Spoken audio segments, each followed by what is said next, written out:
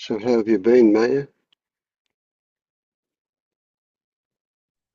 Fine, thanks. It's been a few easy days, but I see you need some trigger days and then you need some easy days to process it.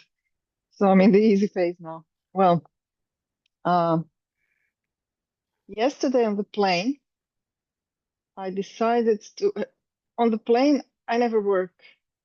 I might work. I could save some time, but I decided it's my fun time. I listen to podcast, I read, I meditate, listen to music, anything. And yesterday, at some point, the flight started and it's 2 hours. And I'm sitting and I know it's 2 hours ahead of me and it's boring. Whatever I do, it's boring. And there's always this feeling, are we there yet? Are we there yet? So I just decided to drop everything, to do nothing, and to wait for those moments of boredom and of impatience and to look into them. Because I saw it's something like pushing out of me the bout of boredom. It comes in bouts.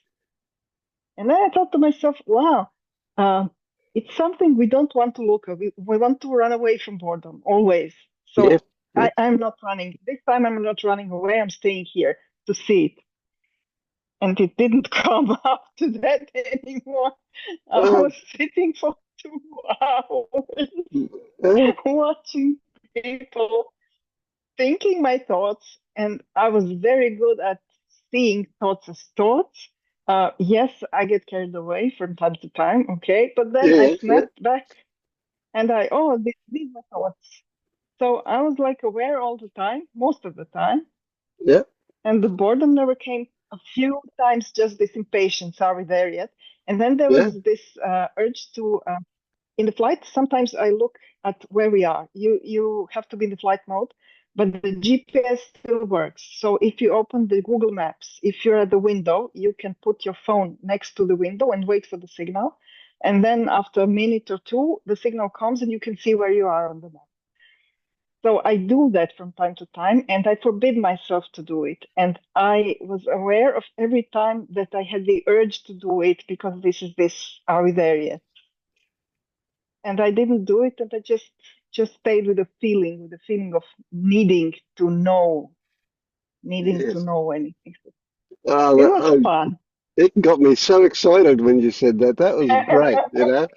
You discovered two really major things. If you realize, I don't know if you realize, but the one thing you realize is when you don't try and run away from it, something changes, Yeah, right? So and the other thing was the boredom is absolutely definitely a running away from. It is so active in itself. It presents itself as nothing, wanting to do something, but that wanting to do is what boredom promotes, which is running away from.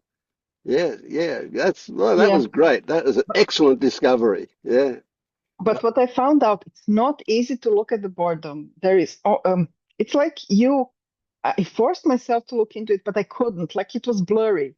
yes, If it was visual, it would have been blurry. yes. It's the nature of boredom, isn't it? The nature is that there's nothing definite there. There's just an urge. Yeah, You know, an urge is yeah, I want urge. something. I want something. Yes. Yeah. And it's a sensation. And actually don't want anything. There's nothing to want. Except So to yeah. I'll repeat it. I'll repeat it. Very good. Yeah. Yeah, that's great.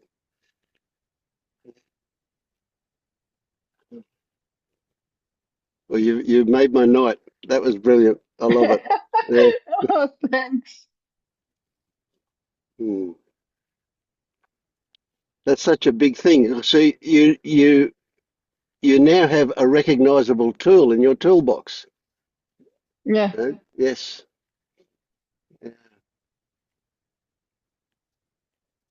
And today also, it means after the night, after I slept, the day is that I am aware of my thoughts, and when I get carried away, I can snap back. These are thoughts. So it's easy. It's somehow easy. No triggers Yes, yes, for yes. some reason. Yep. It's it's kind of like falling into a different perspective and a discovery that means, okay, you can now see. It's like putting glasses on. When you have trouble with your Yeah, vision and you have glasses, all of a sudden things become clear. Yeah. I don't perceive a change. I don't perceive the change. I just had fun. Mm. It was Good. fun to do. Yeah.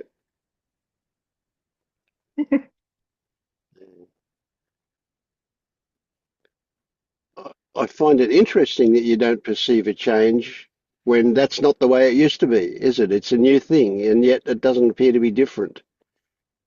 Yeah, it's new. It's new. Yeah. Well, how about this? Does it feel a bit more like home? Yes, bit more like home. Interestingly, last week I started to talk about something because someone told me. But the thing I wanted to say last week was that I don't have a home. I have a feeling that I don't have a home. Living between two places, I don't have a home. But Yeah, yeah, yes, it feels a bit like home. It feels a bit like, it feels like being settled. It feels like being in peace. Feels like being quiet. Maybe this is why I said I have some quiet, peaceful time.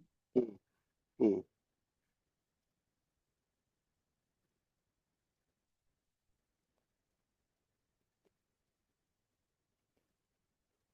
I started doing things that I didn't do in years. I set I I played piano half an hour ago. I didn't do it for years now. And this is something that relaxes me. That's Mm. a thing with no purpose that is fun to do. Yes. There's no pressure if there's So no yes, purpose. Yeah. I am different. I am a bit different. Not that I have a Yep.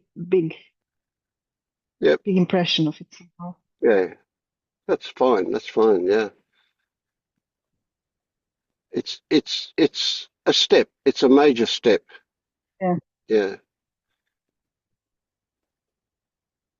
And home is a weird word, but it just feels it's there's not a better way to put it really. It's like, it feels more more like you belong.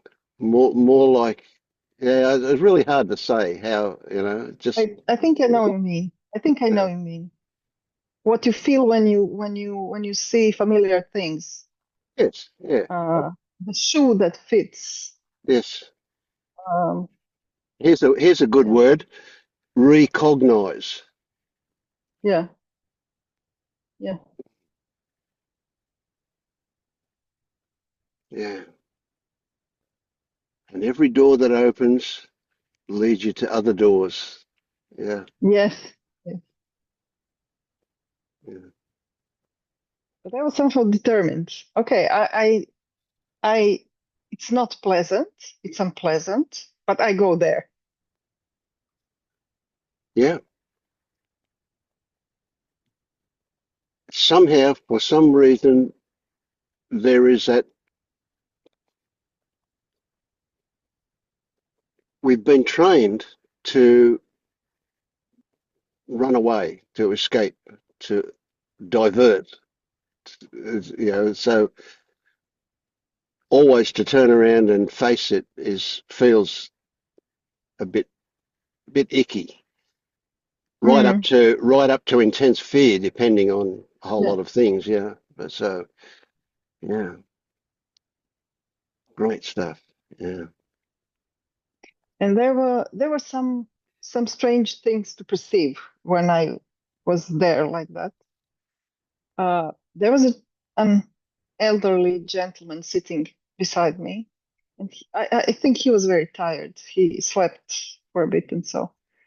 And as I was just perceiving things, mostly perceiving things, because when I see me thinking and when I say, oh, it's a thought, then usually I drift off to perception. So I was more perceiving things on the plane than normally.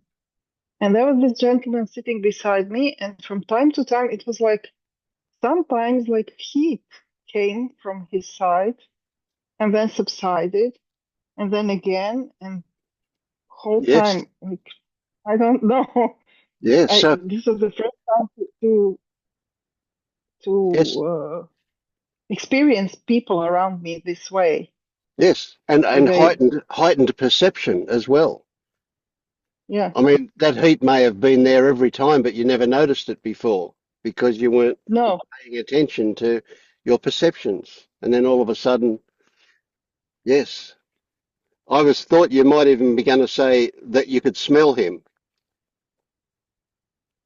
and I wear a mask. I'm the Ah, crazy one, so I wear a mask. So a little bit harder with smells. They need to be strong. yeah, yeah, okay. But I felt this heat from him, temperature from him. Mm, I never felt temperature from someone. We were like, I don't know, 15, 20 centimeters apart. yeah, yeah, So yeah, yeah. And through his clothes and through your clothes, and you could still feel it. So yeah, yes, yeah, super sensitive. Yeah, excellent. Yeah. Mm. so funny. Yeah, great. I love it. I love it. Mm.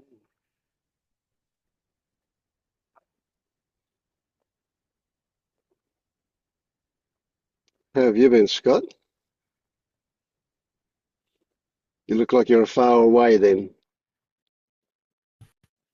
I'm sorry. I look like what? You look like you're far away.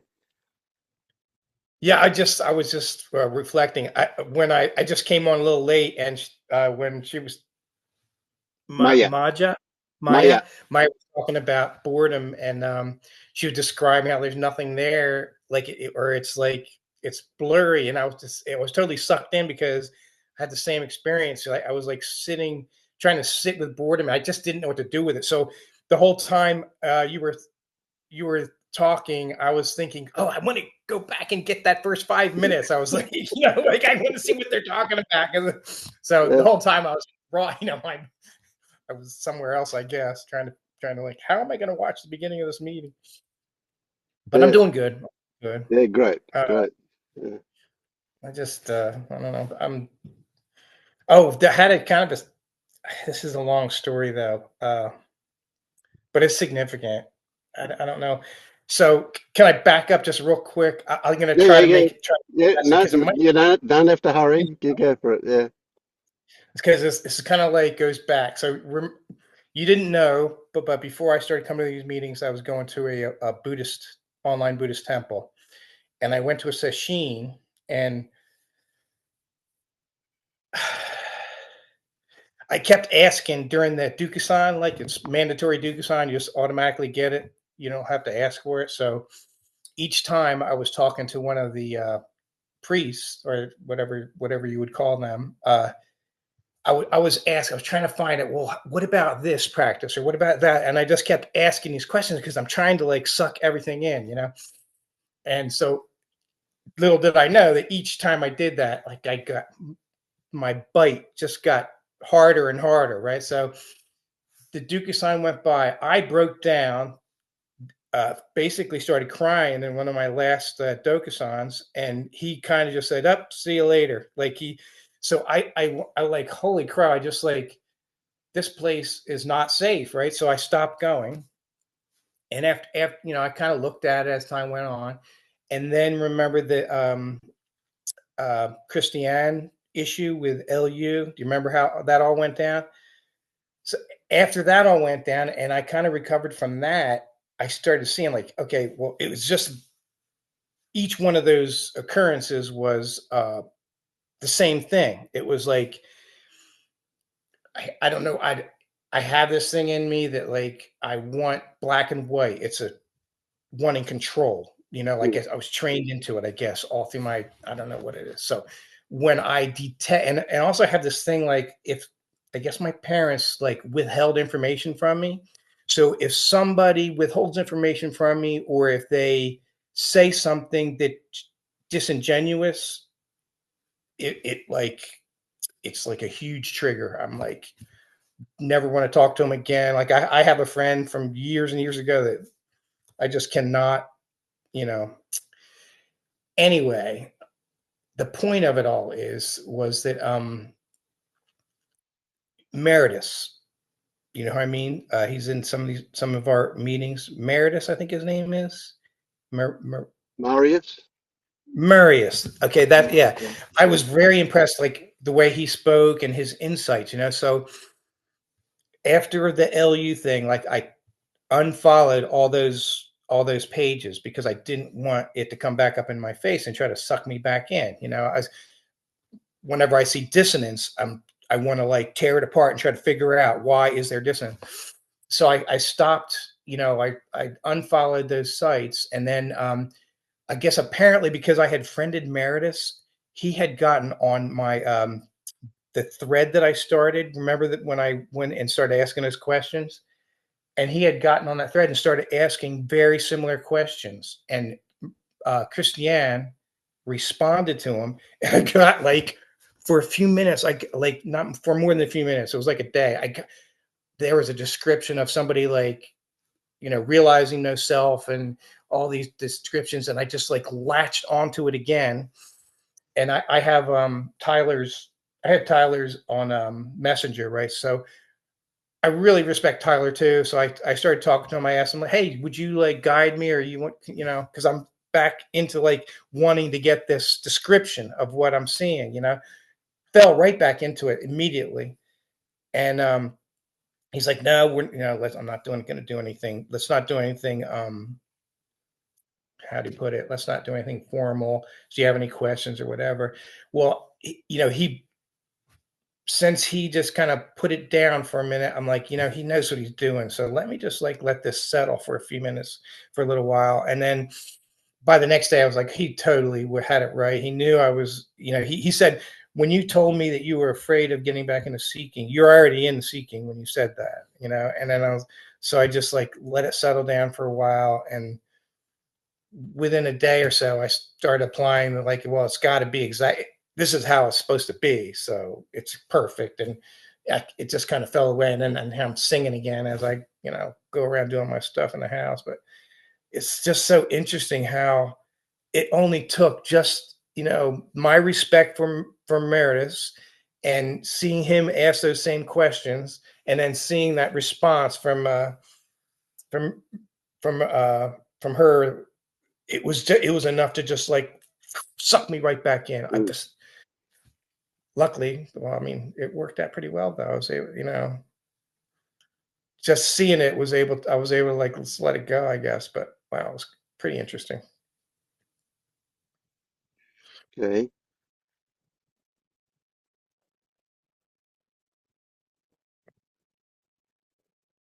What comes up here is there's still something going on. Oh yeah. Mm, Oh, yeah. yeah. So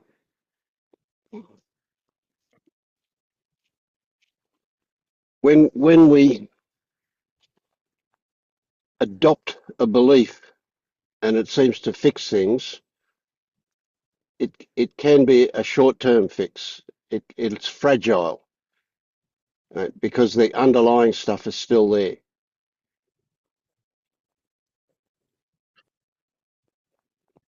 You're never going to find it while you're seeking, though. And the fact that you can drop seeking is great. But that doesn't mean it's finished. What that means is you're on the start line, or you know, you're on the track somewhere. You're in a position to see what's actually going on. Whilst ever you're seeking, you're hunting for something in the future.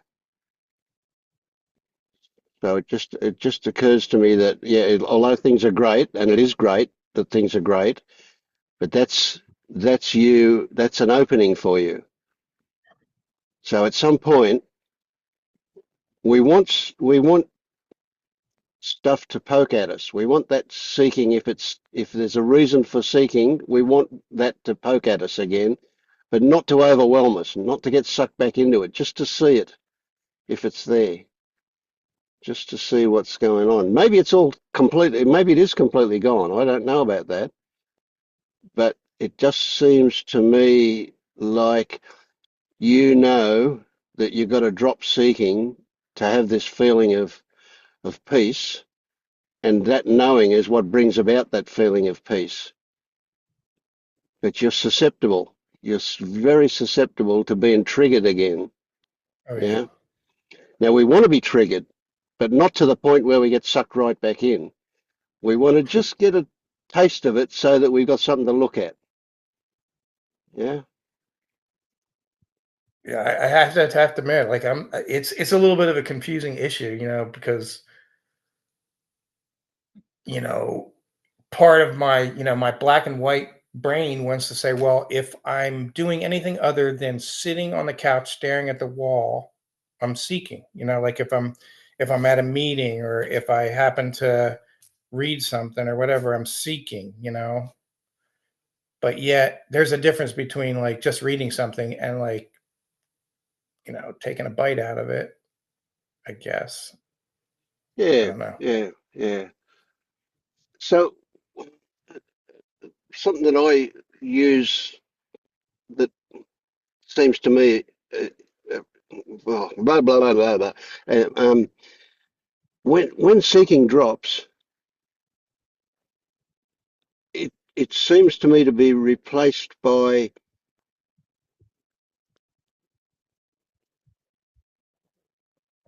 exploration.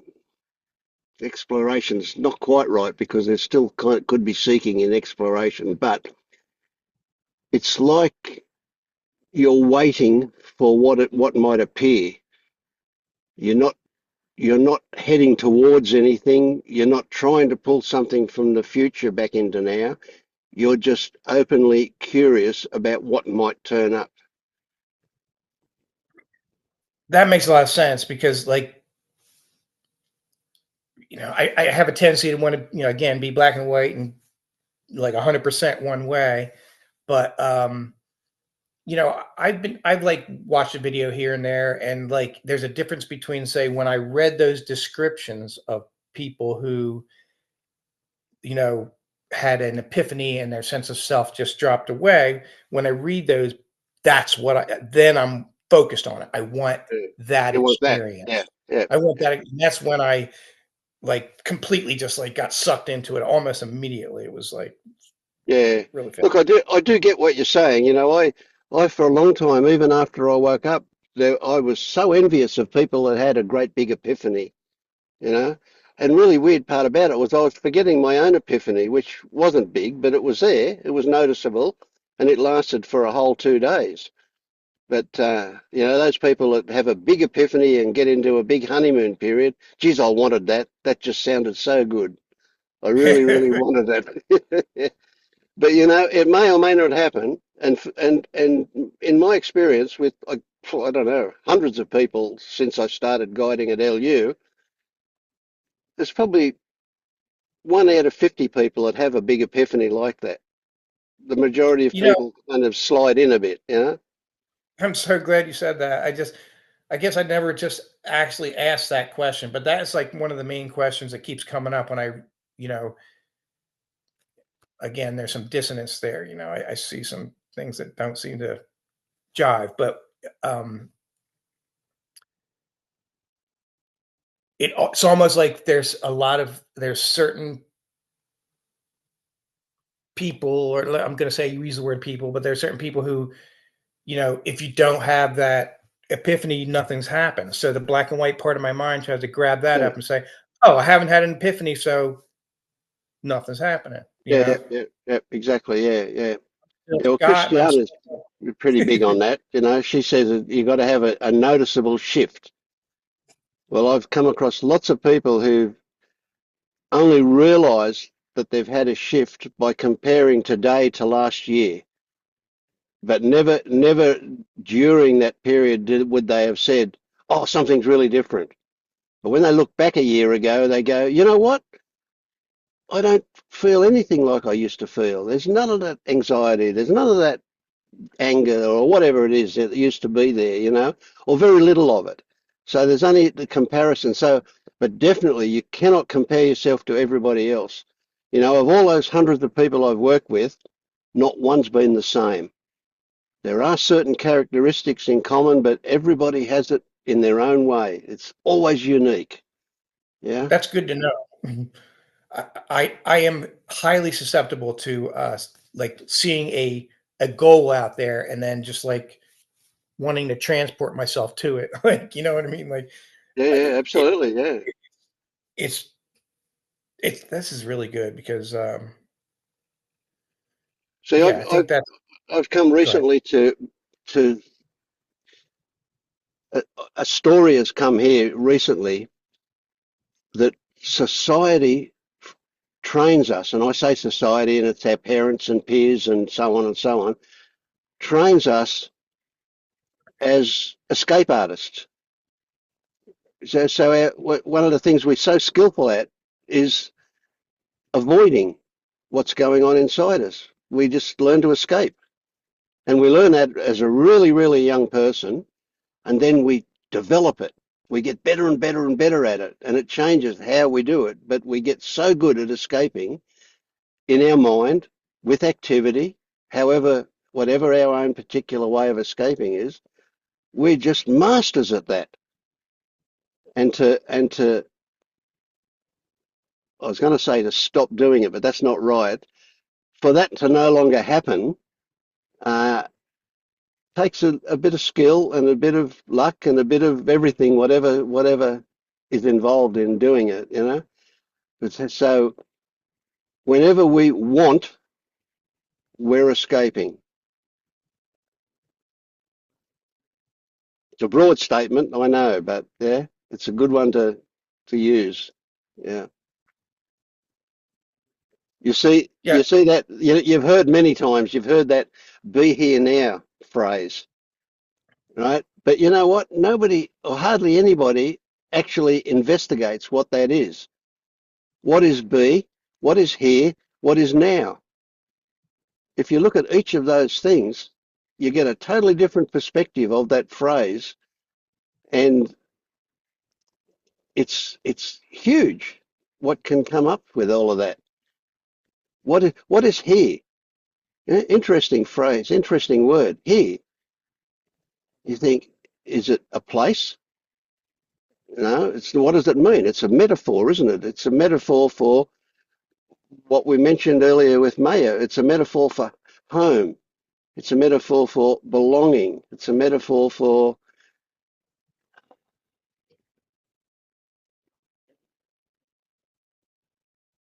inhabiting this body. I don't know, you know, it's just, because it's a metaphor, it's really hard to define. You can't actually define it, but you can get a feel for it. And now, what does the word now mean? Is now, is now a time between before and after, between the past and the future? It's not. What is now? What is this thing called now? Again, it's a metaphor.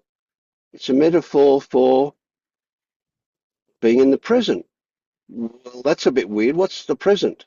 Is that a time? It's not. So, you know, you get the feel those three words put together kind of make up something that's almost incomprehensible. But you can feel it. You can get a feel for what it is, what it's about. You can't do it intellectually, but you know, be here now. And it's like all you can do is relax and sink into this, which is another metaphor. What is this? It's like it's a version of be here now, isn't it? It's a really interesting one. Yeah, not future, not past, not thought. absolutely. Yep, not there. That's why Buddha said everything in the negative somehow. I don't know. Mm, Heard that. yeah, This Your definition helped me a lot. Like I think I'll be a lot. I'll be much more relaxed about what I do and what I don't. Like I can tell now. Like if I'm once I start trying to focus on trying to get something that I've seen someone else have, I'll start to, Yeah, and the idea is not to stop it, but to recognize and remember that meme that I keep saying. It's never about what comes up. It's always about what triggers it. So as soon as you start grabbing hold of some idea out there, some thing like that, you go, what is going on? Not why, but what is going on? And it'll be there's some sense of emptiness or something like that that we want to fill with what we're grasping for to bring back. Yeah. So it's an opportunity. We don't want to get rid of it until we get rid of the reason why it's there, and then it won't be there. So we don't ever have to try and get rid of it. Trying to get rid of it is a way of not getting rid of it, which is kind of weird, but that's very definitely that one.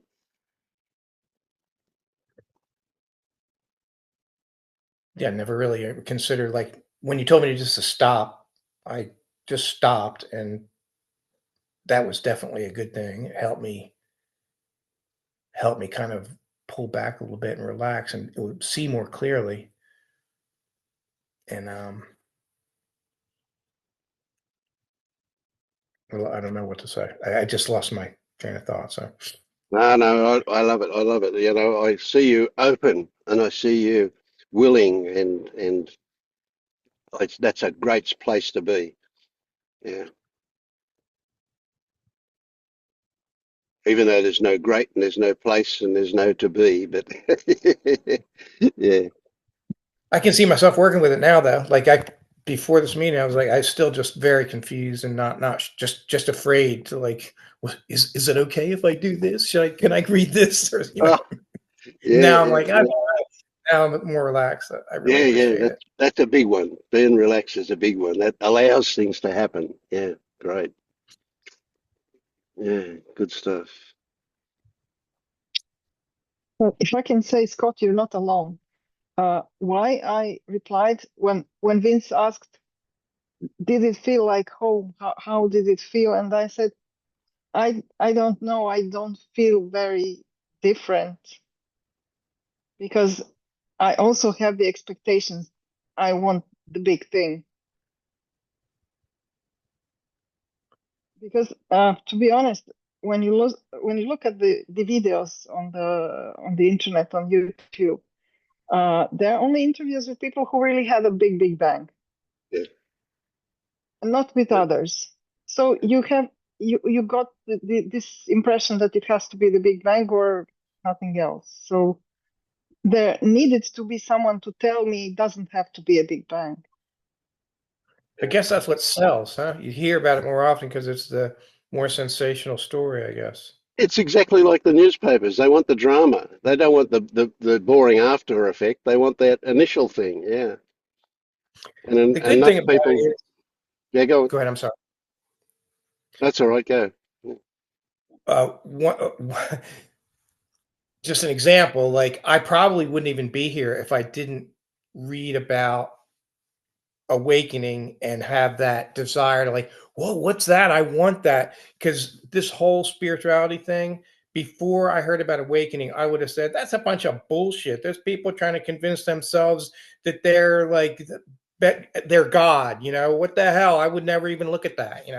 But once I saw, like, actually it was my therapist who kind of pointed me that way. Like once I saw that, like, oh, there's an option. I could end up being in bliss for the rest of my life and beyond. Like, let me go read about that.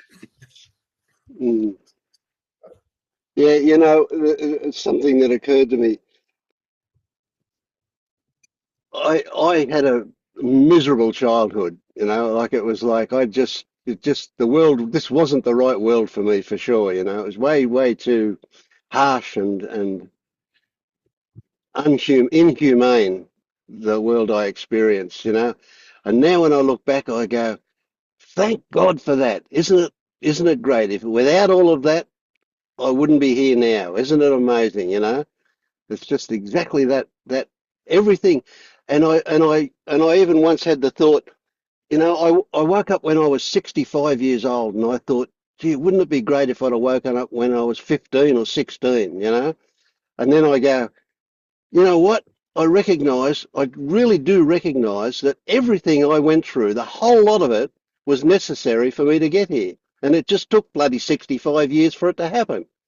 So, you know, Mm. it's all good. It's all good. Every bit of it. Yeah.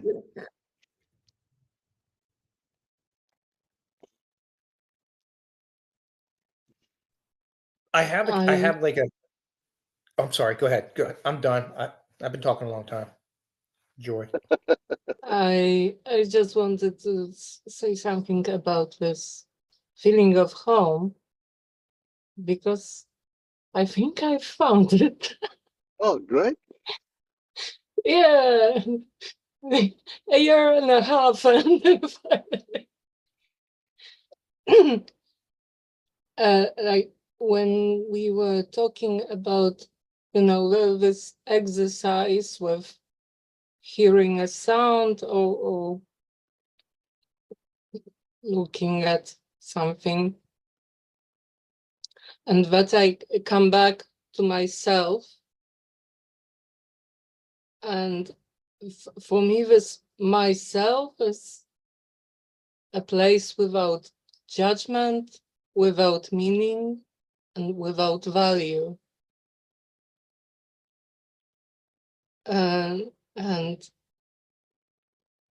And then I realized, yeah, this is this place that feels like home.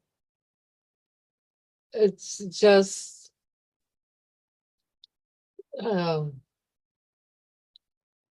it's not this warm, loving place, not at all. It's I feel like it has a resting beach face.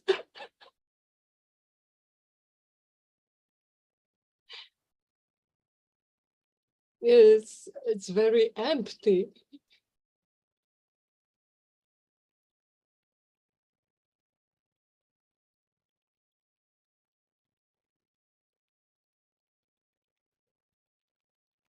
So is that emptiness because there's no judgment, no meaning, no purpose?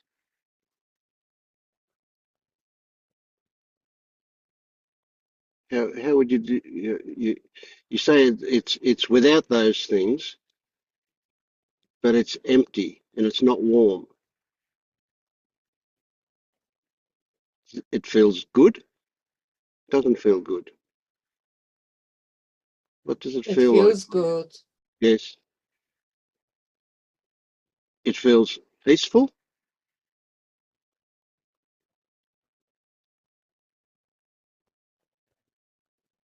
Mm,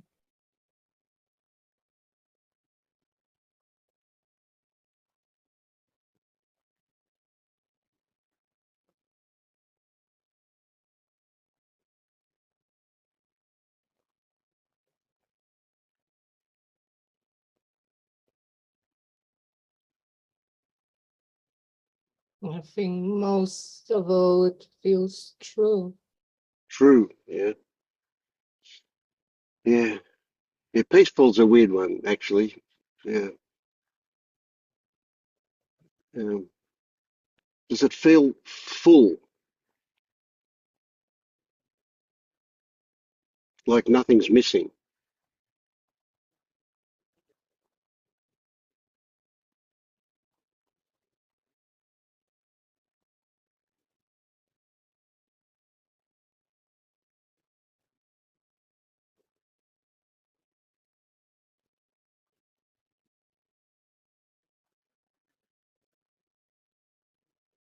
It's more like it doesn't make sense Okay. Mm. to say that it's complete or missing.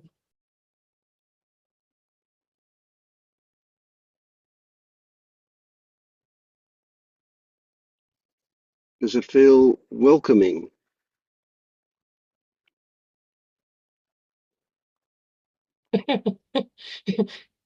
It's welcoming as if I had returned from somewhere. It does feel But like I that. didn't. But I know it's it's where I am. I always been. You've always been there. Yeah, okay. So what stopped you from realizing you were there before? Or did you?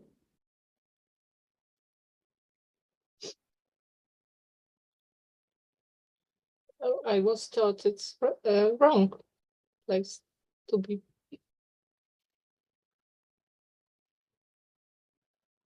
Say more?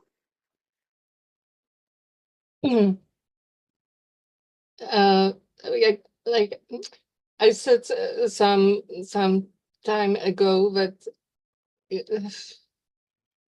it's like leaving the world of humans.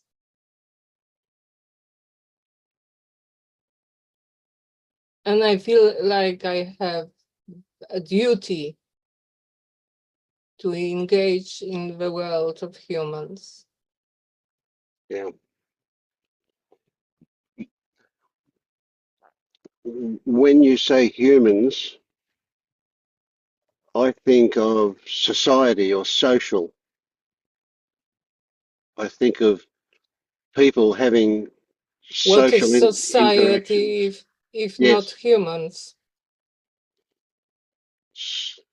society is, the way I see it, society is a composite of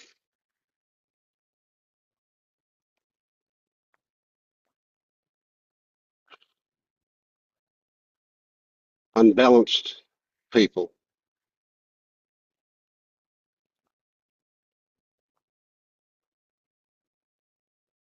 Generally speaking, I mean, most people live in a fantasy world where they believe all sorts of stuff that's not actual, Um, and for me to interact with them at that level, I feel what I imagine you feel. I feel no, I don't want to do that. I don't want to be involved there. no, for me, it's any humans. Any relation with human is social interaction. And this place that you call home, there's no humans there.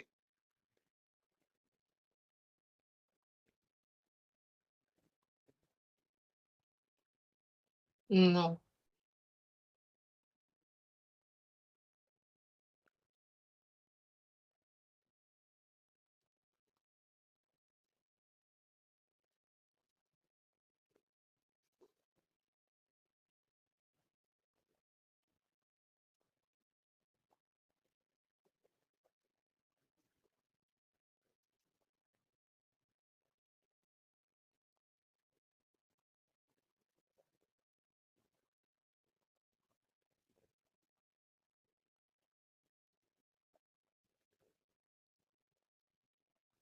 What about yourself? Are you there?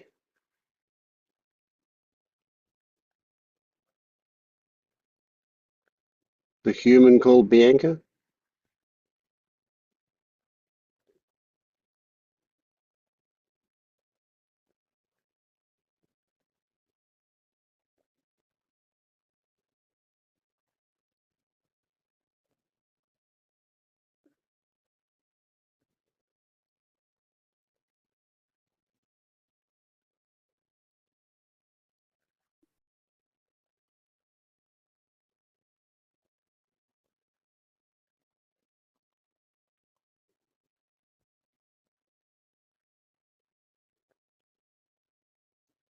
Or maybe a part of you that's not like other humans?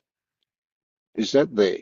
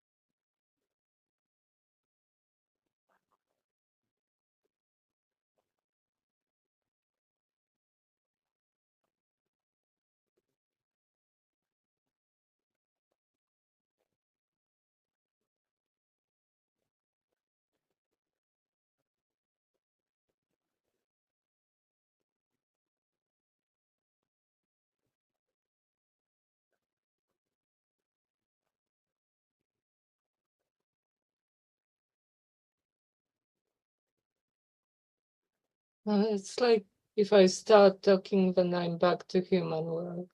Yep, yep.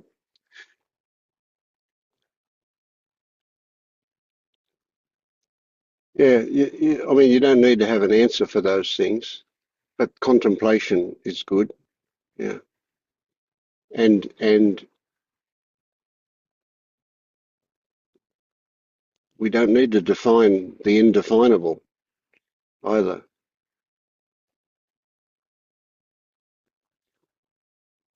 But I'm imagining that you call it home because there is a sense of belonging about that you feel.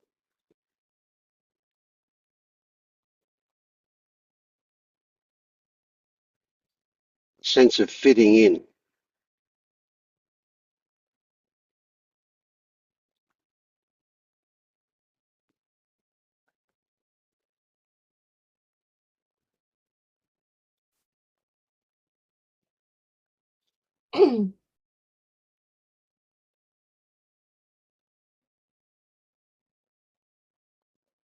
Maybe it's comfortable,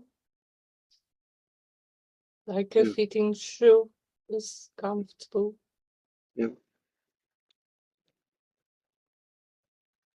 And I get very much when you say that to talk about it takes you back to being human, takes you out of that place.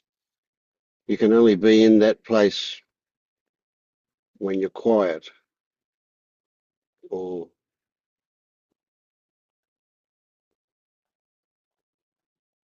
when you're free of what society demands or asks of you, like meaning and purpose and productivity and all of that stuff. Answers. And so, yeah, yes. I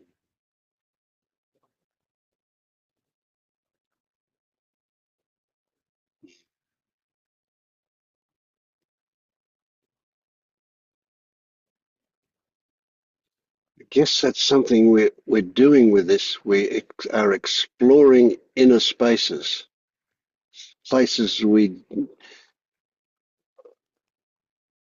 rooms within us that we didn't know existed, almost in the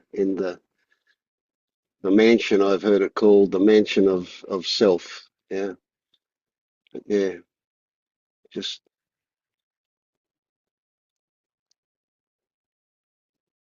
coming home is there's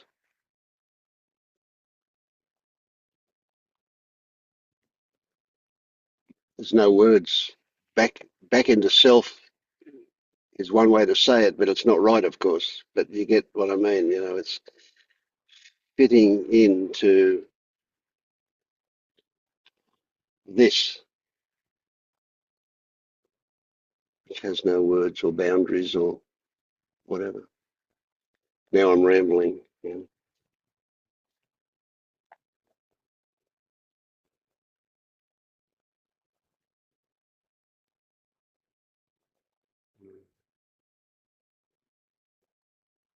How have you been, Claudia?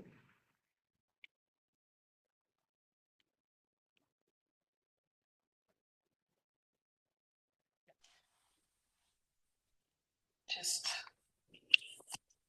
pondering about that word home, and I wrote down for me, home, or the sense of being home, is when, or maybe I just have to say a bit more about that. I never had the sense of being at home anywhere, like in the actual apartment or house or place I grew up. And I was sitting in a meditation retreat, and at the end, it was a silent retreat. And my final words at the ending round, where everyone gets to say something, I was like, this is the first time in my life I felt home, like truly home. And that feeling has not left totally. Sometimes it's fainter and sometimes it's clearer. And it's mostly, for me, personally describes being able to be with what it. And I spoke last time about that I sometimes struggle with that still, or sometimes more, sometimes less. But when I truly feel home, it's kind of like not wanting to change things, and it's just good the way it is. And I think that's, yeah, that's when I look for home. It's probably what I look for. And then that's a nasty cycle, because suddenly when you're looking, you're obviously coming from a place where it's not good, where you think it's not good. So, yeah.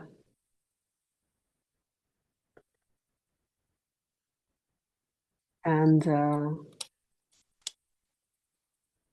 I think what I took with me from last week, last week on Saturday, and there was a discussion about control. And that was an interesting conversation, and that kind of hit me in a way, like, you know, how you know something and yet you still don't understand it fully, and suddenly it hits you in a total different way about control. Yeah, so I took that with me in the week, and I was not feeling very well, a little bit sick at the moment, so I took the theme of being with what is and the lack of control with me, and I kind of found it helpful to think, when I started struggling, to kind of realize, yeah, there's no control. So there's no control over me trying to fight it. But it kind of, things just died down, and it helped me stop some kind of process and just kind of come to the now, I guess.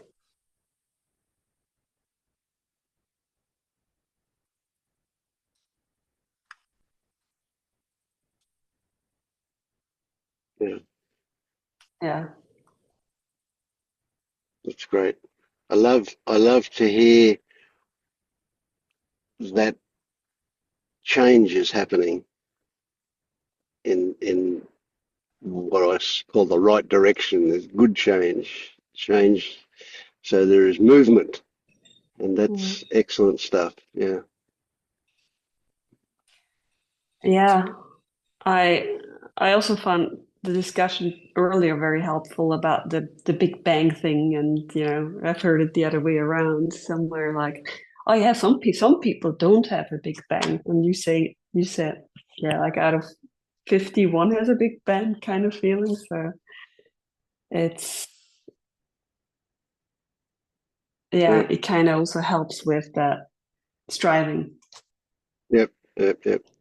And let me tell you, those people that do have a big bang, in my experience, 100% of them will come down with another big bang when doubt turns up. All of them will get hit with doubt. Whereas those people who it sneaks up on, handling the doubt as they go. So it doesn't come back like it does for those who have the big epiphany in the same way. And of course, this is very general. Everybody does it in their own way. So that's not accurate for everybody, but that's certainly been my experience. And boy, people come down with a bang when they get it. It's like, and a lot of people that get it from a non-dual kind of thing. Some of the big non-dual teachers, you know, people will have a I guess you call it an epiphany when they happen, but they come down with a bang when they do, and they have to work hard to stay there. And that's not the way I see it. We don't want to be working to stay there.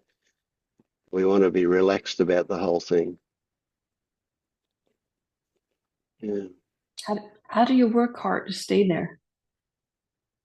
Well, they have to keep their faith alive, basically. They do that in a variety of ways. Some become teachers, some just have to go to church on a regular basis or to their non-dual meetings or whatever. Yeah.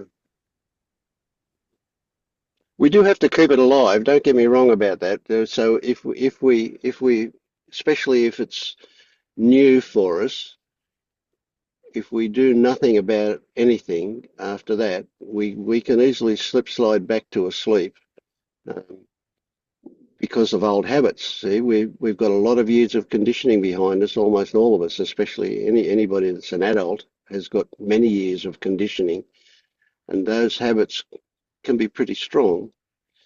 But it does get to a point where it becomes normal, so that we no longer have to work hard to keep it. But keeping it alive is a good thing. Mhm. But if we keep trying to convince ourselves, if we keep reminding ourselves that there's no self here and that's how we get to feel that, then it's not a good way to do it. Yeah. I've heard people say that once you see it, it's so clear you can never unsee it. Yeah. So, Yeah. Well, that's kind of true too. Yeah. But you can forget about it. You can, and if somebody comes along and says, "Well, do you remember?" You'll go, "Yeah, yeah, I do." But it hasn't been part of your life for a long time because so it's not like you unsee it as much as you push it into the background and forget about it. But it's almost, yeah, it's a tricky one because it can almost seem like that. You can get to the point where, like when I'm not here on one of these meetings, I never think about this stuff. I don't talk about it with my wife. She thinks it's a load of shit, so I don't talk about it with her.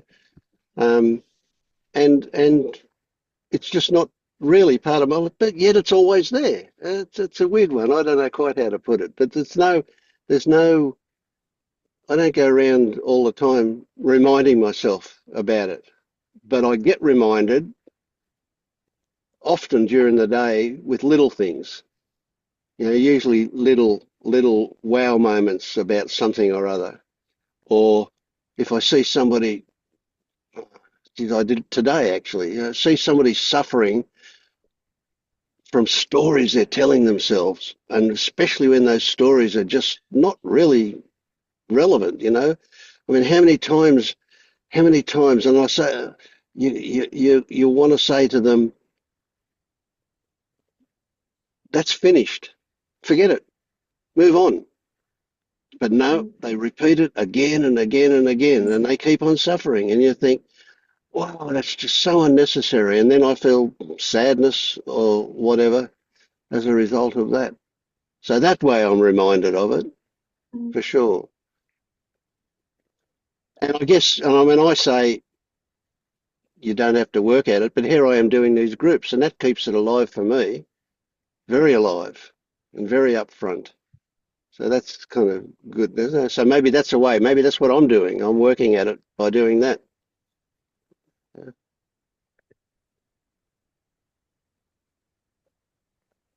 So I learned the hard way. You can't help people who don't want to be helped. And I used to think, in the early days, I wanted to save the world. And if people were suffering, I wanted, I can fix this for you. Look, just stop thinking that. You don't need to do that. Well, that never ended up well. So I learned fairly quickly about that one. But then I worked out these groups are great because they're people who do want what I've got to offer. So I get great satisfaction from that.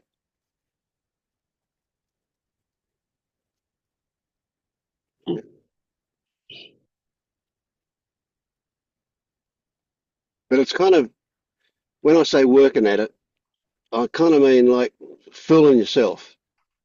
So if somebody says, "Oh, look, I see that there's no self," and I was suffering, and then I said to myself, "There's no self to be suffering," and then I stopped suffering. Wasn't that great? No, that's bypassing. That's fragile. That's going to come a gutser because it's an intellectual response. It's a short-term fix. It does work as a short-term fix, but it's not very. It is very fragile. So it's not so once somebody has seen no self, I don't ever want to hear them talk about no self again. Ideally, that's in the past now. Once we really recognize that there is no self, it's a non-issue anymore. And all of those things that rested on the foundation of no self, like control, like choice, like decisions, like intention, all of those things, responsibility, meaning, purpose, all of those things just go away. They can't be there if there's no self, if there's a recognition of no self. But sometimes they turn up and they go, oh yeah, there's a remnant left. We just need to look at that remnant and realize that, yeah. Right, so I've told this one before, and you may have heard it, but anyway, it was a few months ago. I had an experience where, without going into the details of it, it doesn't matter. Where I thought to myself about this woman. I thought, you're a bitch. You just wanted me to move my car because it was in your driveway, not because you wanted to use your driveway, but because you owned the driveway and you didn't want me in it. And then from that, I realized that, you know what? I had this idea that the world should be the way I want it to be. And that was a big epiphany for me. For a moment there, I saw that and it was great, great. And so I dropped it, I thought. And then along comes Trump and I go, bloody hell, that's not right. The world should be the way I want it to be. Again, it came up again. He brought it up for me. Thank you, Mr. Trump, you fucking bastard. But he brought it up for me. So that was great. I saw it that I hadn't actually got rid of it altogether. And you know what? I still don't know if I've got rid of it altogether. But where before I was fairly sure I did, now I'm going, let's wait and see what comes up. With me being deciding that I know better than the rest of the world. I know how it should be. Yeah. So these things can linger on for sure.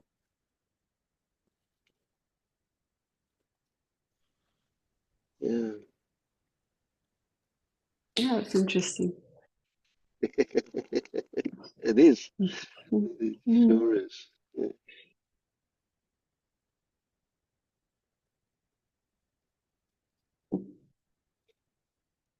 Thank you. You're very welcome. Thank you.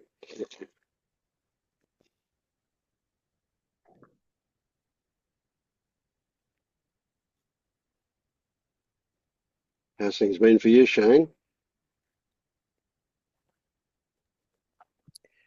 Do these meetings start at 9? Yes. Oh, okay. I think I forgot the time. Yeah, you're just an hour late. But yeah, it's that bloody confusing because I did put it back to 10 when daylight saving turned up, and then realised it was too late or too early for a lot of people, so I brought it back to 9 again. Yeah. Oh, okay. Yep. What were you discussing then?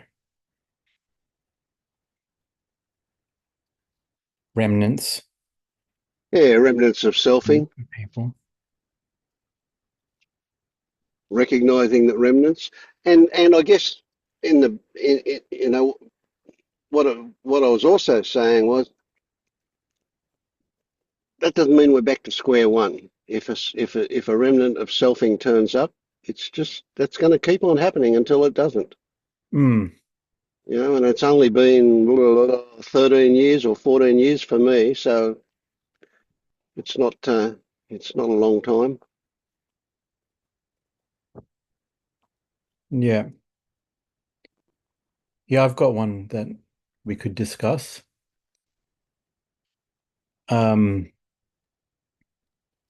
Music is one for me, a remnant, an active remnant. So I'm a music teacher for work.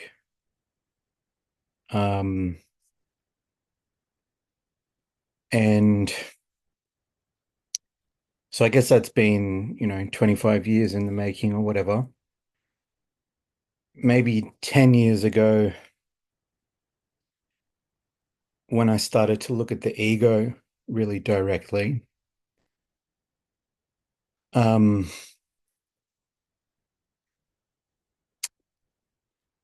I had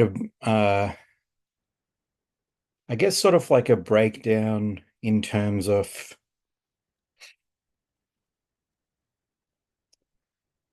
so like I was making a living doing tutoring.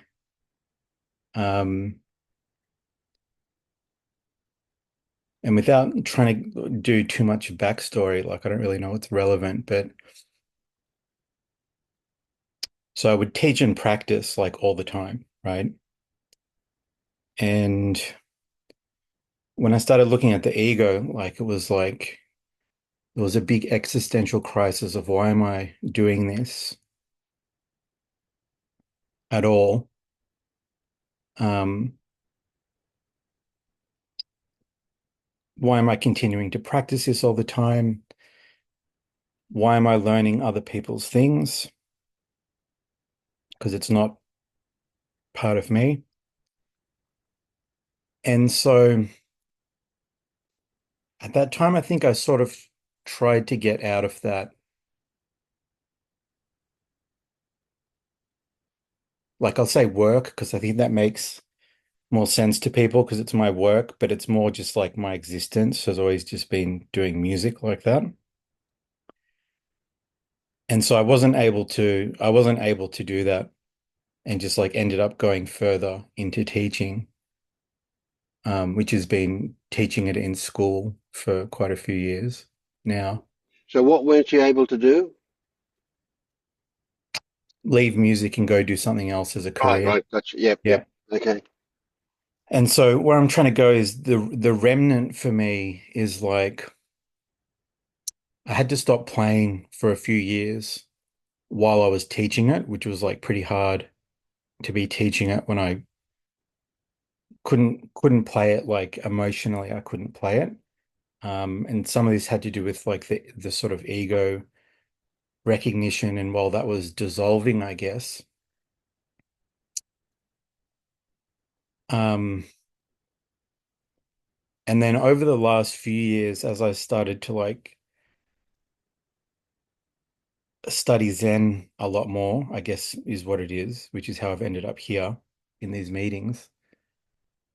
Was I've been able to come back to playing in a good way that's like been doing a lot of healing from trauma that the music itself has caused over the years. And so the remnant for me is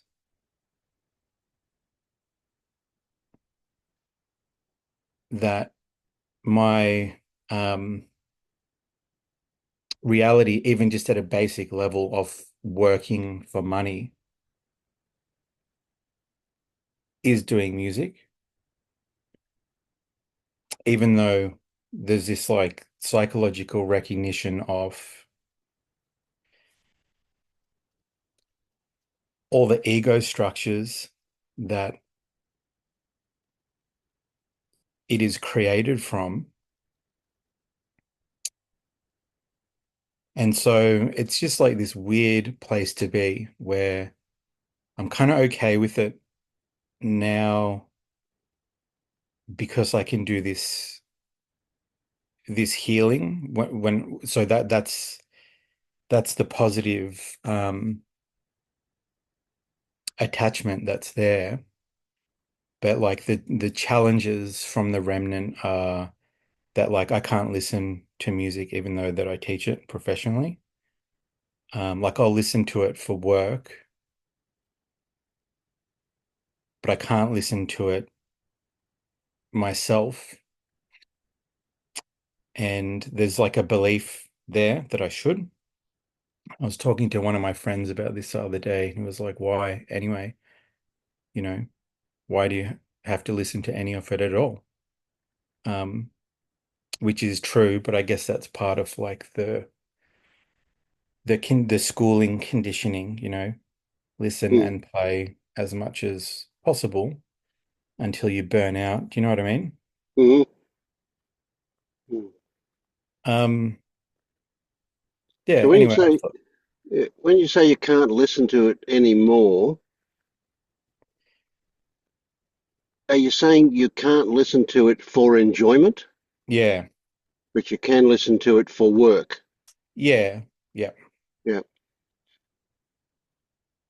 And if you were to be listening to it for work, would there be moments where you would find yourself enjoying it or not at all?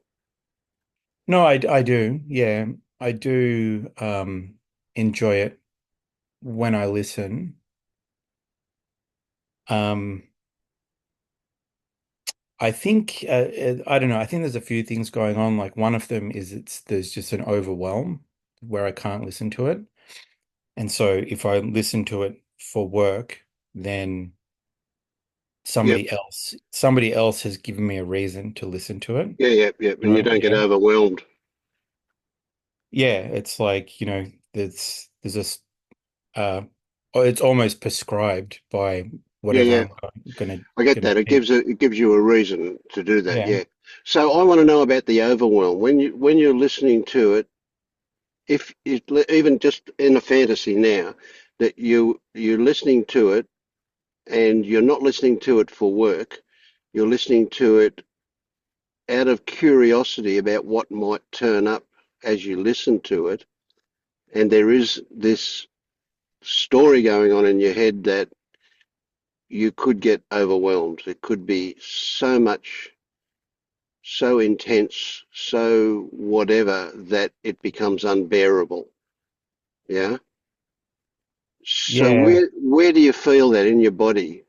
Even right now in your imagination, if you're imagining that on the edge of being overwhelmed, where would you feel it in your body? Put your hand on your body where you would feel it.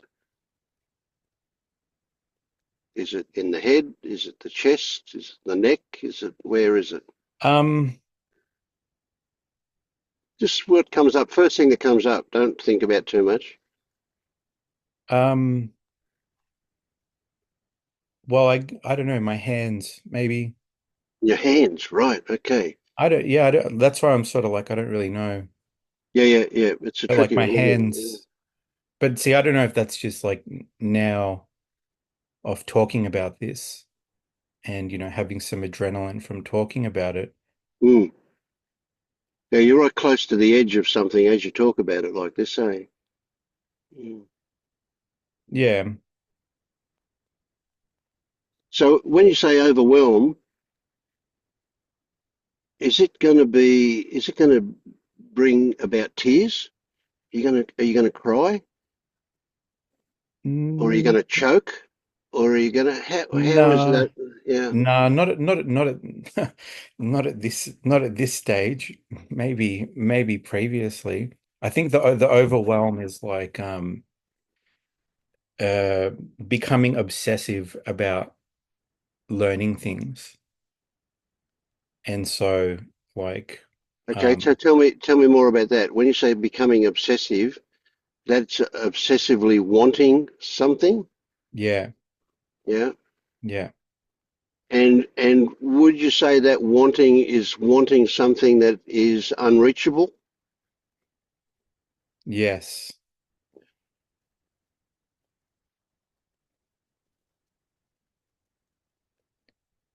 It's like because it was always it's an endless acquisition, Mm, right? It's like an acquisition that you can't see, yep, yep, yep.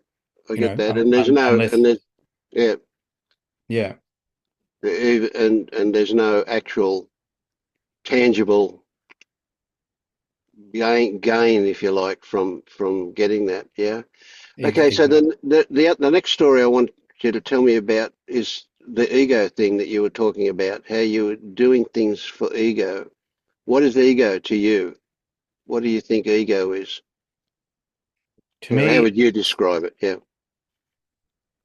um, I learned about that from Eckhart Tolle and Alan Watts.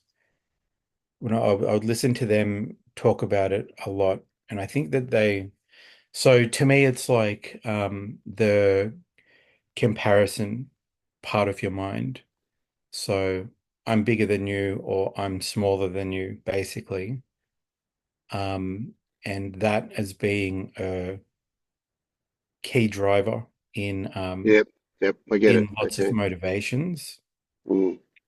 So I think like once I started to learn about that, I don't think I'd really thought about things like that. And that really made sense to me in what I could see in myself and what I could see in other people as well. Okay, so what comes up for me here big time is, where did you learn to compare yourself? How old were you when you learned to compare yourself to others?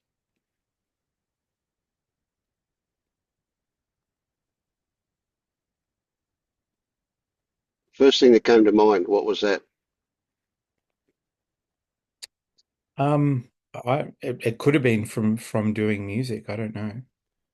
Um, So when you first started to do music, did you feel a bit inadequate, or did you feel like you had to work harder than other people, or did you feel better than no. other people, or So like that that started because um it all started like that because I really loved playing the drums. That's why it started. So when I was a kid, my dad had some drums, and then, my parents put me on it at one point, and there was like an instant love for doing that. And then Mhm. what happened was there was a very intense experience of playing in um, some a very insane heavy metal band. So what had happened was like once I started doing that, I was like, yep, I'm gonna go and study drumming. And once I finished school and could go and do that, I had this three-limb chronic RSI going on from playing this extremely intense music. Yep, yep. And so I went to like many doctors over a period of about 4 years, and then just like had to quit. And so when that happened, like I realized later, like many years later, that that was like an identity death, or like Mm. it was like an ego death. Yep, yep, yep. It was like so I know that that's not what you asked about the comparison, but what I was trying to say was it all began in a Yep, very positive way. yep, yep, yep. And because of the event that I just described, the whole time since then has been like this big Yep, battle against negativity. yep, yep, yep, yep. Well, And it is a comparison thing, because you're comparing how you were before you got the RSI to how you were after. You're comparing to what you lost. So there was a comparison thing, and there was a lot involved, and there would be grief about that, and so on. yeah, Yep, yep. yeah, that's all true. Yeah. And from that moment on, the music, I'm guessing, to correct me if anyway, if I'm wrong, from that moment on, the music became a bit more mechanical. It was less an expression for you than the drums were earlier on. It was an attempt to replace that. It was an attempt to get that back again. Yeah, yeah, that's Yeah, right. Yeah, yeah. yeah. Yeah, could tell a long story there, but to sum it up, there was an attempt to replace it over many years. Yep, Mm. yep.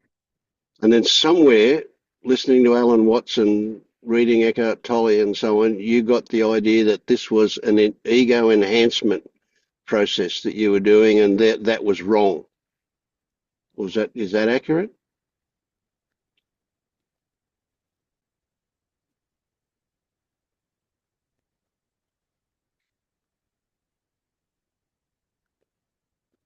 I think so. I think that it felt wrong. Yeah, I think that it felt wrong to do it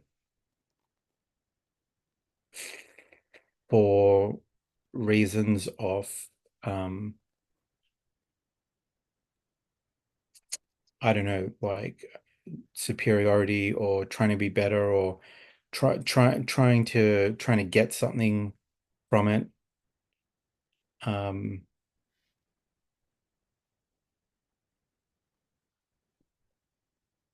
that did that so I think what happened was it stopped being possible for that to be a driver, where those things drove it for years, and like all people around me that that was what was driving them as well. And then I was sort of like looking at these different like, products of things that people make, and I just thought it was bullshit. Like I remember this guy that I went to school with who I think for some time he did some like musical directing for like the Australian Ballet or something, some big organization like that, something famous. And he was like, yeah, my boss was like so mean to me, like the producer or whoever it was like such an asshole that he had a nervous breakdown. And I thought, this is a good example because it's like, something like I don't something like a ballet, right? It's like this upper class thing. It's very fancy. It's meant to be very beautiful and sort of awe-inspiring or whatever. But then at the center of it, there's like this hideous core. Do you know Yeah, what I yeah, mean? yep, And so yeah, I get it. Yeah, yeah, that's sort of what I was sensing, and just like people doing things like that and like having this drive to make this stuff from that kind of emotion. yes, yes. And I'm guessing that you, at that stage, already had this authenticity virus, where you saw fake all around you, and it was intolerable, and you were worried that it was part of you as well. I think so. Yeah. I'm only guessing these things. I don't know that they're right, but yeah, okay.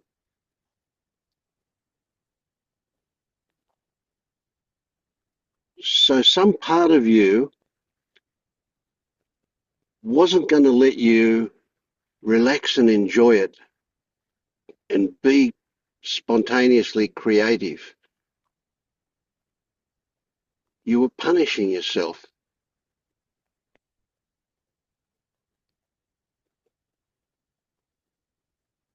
maybe.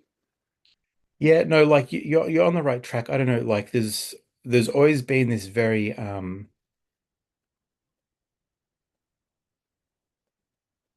like that. I think that sort of natural love of just doing something like playing the drums, which sort of started all this off when I was a kid, mixed with that egoic thing of like wanting to get like really good, you know, which is totally an ego thing. No, no, it's not necessarily. I mean, there is that we do want to get better and better at, and especially if we're good at it, we want to get better and better. It's the reason why we want to get better that becomes ego. If we want to get better and better so we look better in other people's eyes, okay, that's ego. Yeah. And No, if I there's think just a that natural, yeah, I feel like with that, so it was, I guess it was very natural in a way.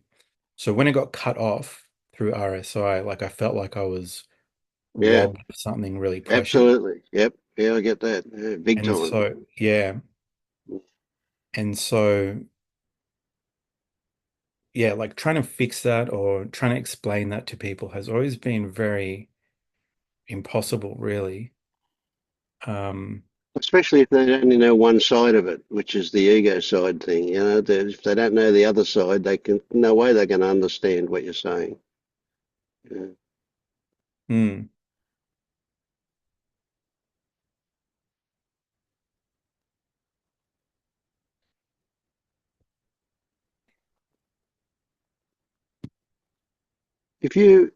So what instruments do you play now? The drums are out of the question, or Well, mostly, yeah. the drums are back. Like the drums have been back for a long time. Um, I did a big show on the weekend with a big band, and like there's lots of things happening. But the instrument that I studied due to having RSI was a trumpet. Um, and that was the replacement. Mm, And it took me years until like the trumpet is really fucking hard to play, and it's like yeah, I've got I imagine. Yeah. I've got some negative attachments to it. Um, but I realized after like trying to do it for years that it was all a big push to try to like push all the leftover drumming energy and to restart it. But You never it captured the never worked. same feeling that you had with the drums, eh? Yeah, no, it never worked. And teaching was just kind of an aside from that, that for the sake of having a living and whatever, it was fairly mechanical. I think living and like being able to continue to practice teaching happened around those things. And Mm, I think like I would have done something else career-wise, but it just never has been there. I've always just been like for years, like what will yeah, I do? yeah, yeah. You never became a plumber or a carpenter, Yeah, and you can even imagine that had you gone into anything else, you would never have got the joy that you got out of those drums. yeah. Yeah. I guess it's been a bit disappointing that you didn't find that in the trumpet or in the teaching. But now the drums are back. A Saturday night, I bet you were feeling pretty good. Yeah, it was good. Yeah. And can you think back to Saturday night? I know that's a hard one. I certainly wouldn't be able to think back to Saturday night. But can you think back to Saturday night and say that at some time during the evening you thought to yourself, "Oh, Shane, you're just doing this for your ego," or did that not even come up? No, like I've gotten past that. So that when the ego there was a few years when I had to stop playing when I was sort of thinking like that. And then the last few years have been there's been a heavy focus on like this trying to heal that. I'm not sure how to explain this, but it's all happened through like listening to these Zen teachings and like doing these different sort of like things where I just had so much anxiety around these things, and the only way I was able to like go and do them was by listening to these teachings constantly and detaching a lot from whatever was in me that was like freaking out. And I've been able to go and do quite a few things like over the last few years that have been musical on the drums and like really healing. Mm.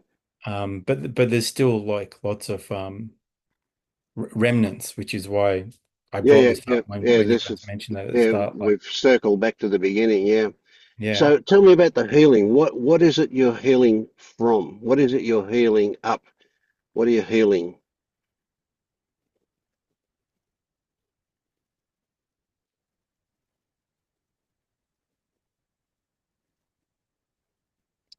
I think the trauma of that initial loss, Right. Okay. Okay. Yeah. um, and then So it's grief. You're getting over grief. You're coming to terms with sadness as you heal. Would that be accurate? yeah, yeah, um, yeah. Okay, this is a big one. This is a really big one. Now, okay, let me tell you a story. So something I discovered, would you believe, only about 2 or 3 months after I woke up, and my sister-in-law, who was a really good friend, uh, a lovely lady, absolutely lovely lady, she died of cancer, breast cancer. My wife had been looking after her for 2 years while she was dying.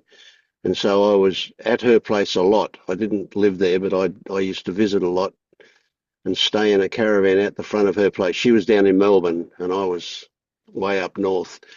Anyway, when she died, I realised that I felt intense sadness, but I had no grief.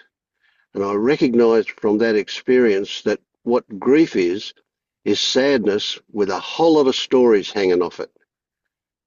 And as soon as I recognise that there were no stories about it shouldn't have happened. She was such a good person. Why did she die? She should not have, etc., etc. All those stories that come along.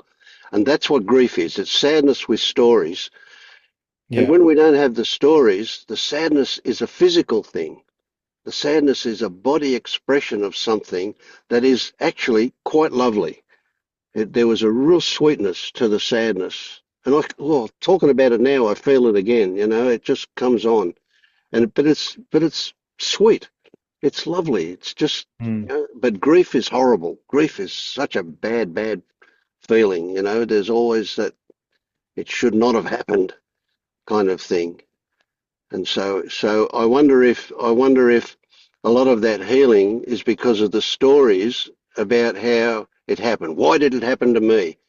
Why did this stop me from fully expressing myself as I was heading towards, good competency and all the rest of it with this, that, Yeah, there's definitely stories.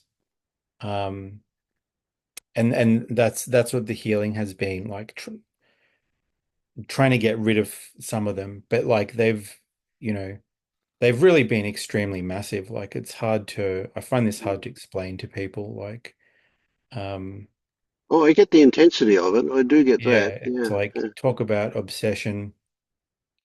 So, but yeah, there's a lot of stories. I think some like they have diminished.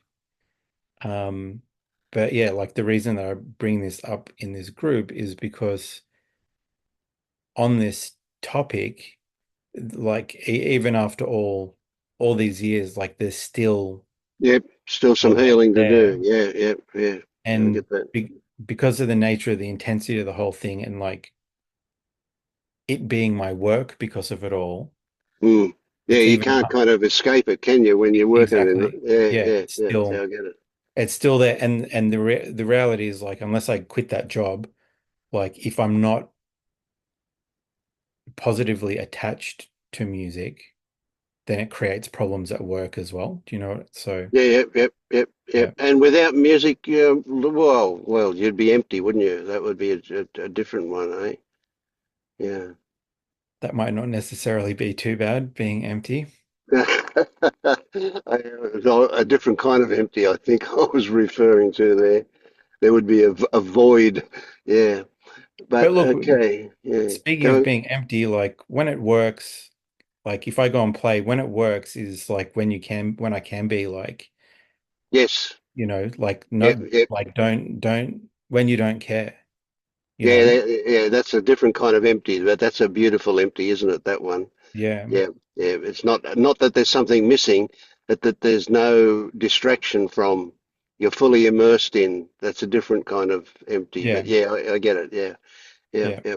So here's an interesting one, and you probably already know this or may not, but regardless, stories stories only need to be seen as stories, and I mean truly seen as to be a story, and they can't persist. They dissolve just by seeing them, recognizing them as a story.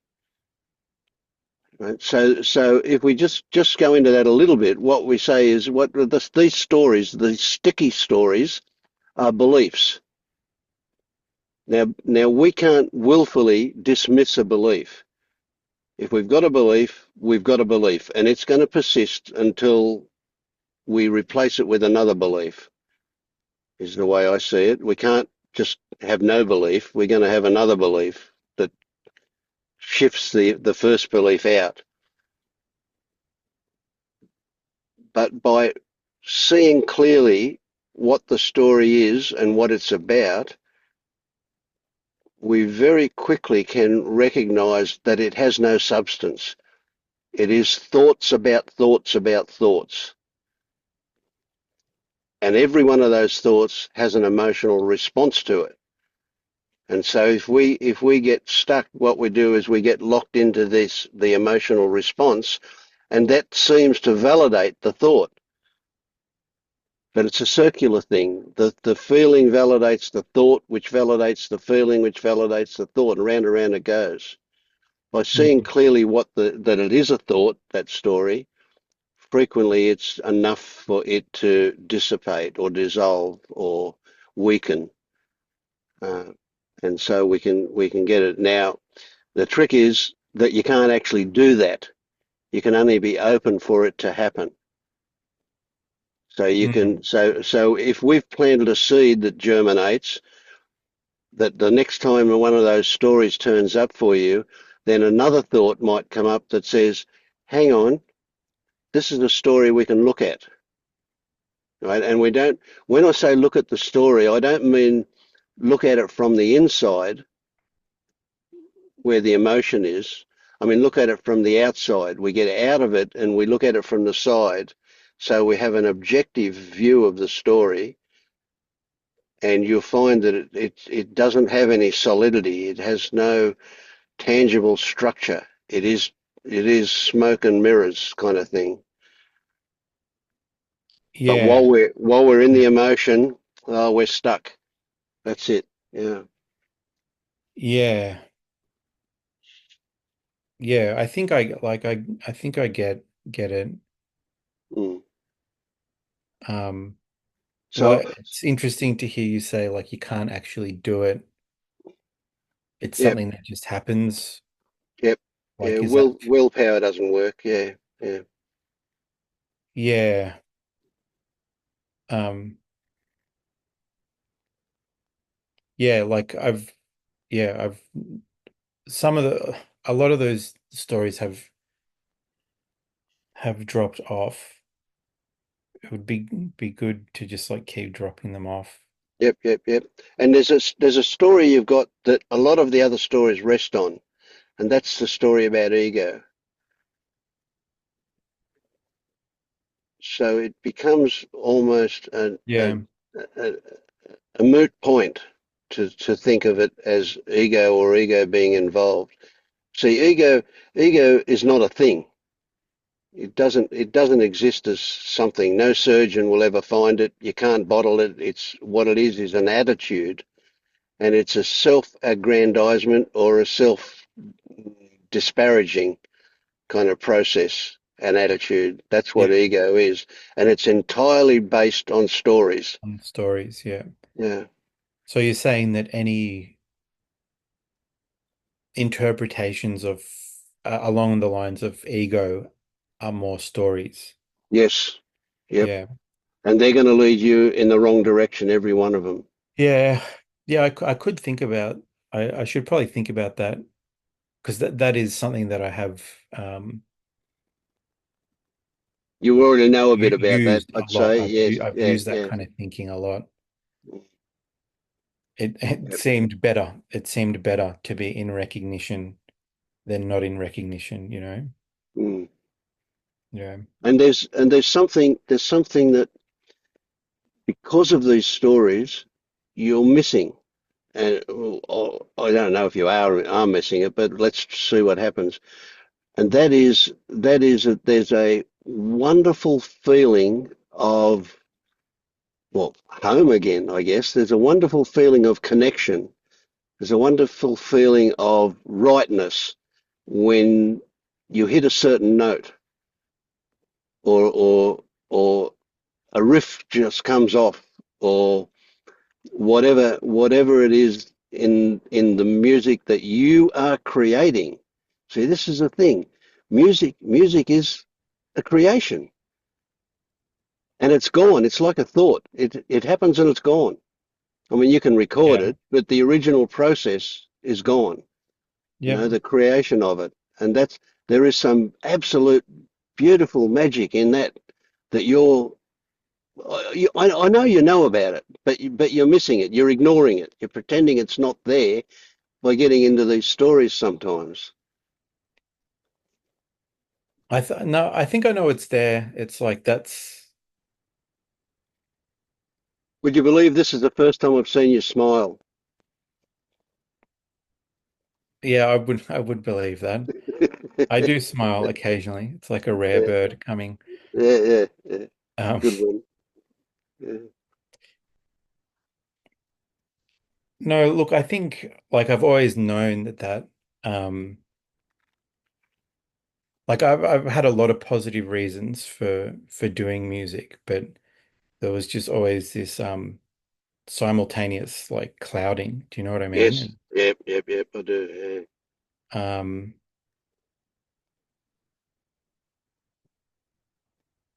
yeah, it's kind of I don't know, it's kind of interesting after all these years. Like Yeah. Yep. And you know, um, what we're saying earlier, all these years were absolutely necessary to bring you to this point. And boy, I reckon that the next time you play music, you'll be looking for that moment where you feel this rightness, and you'll get better and better at recognizing that and actually producing it. You know, it'll just be the sound of a particular note, or just as you say, that, as I said earlier, that riff that comes off just so smoothly or whatever, and you'll just buzz on it, absolute buzz.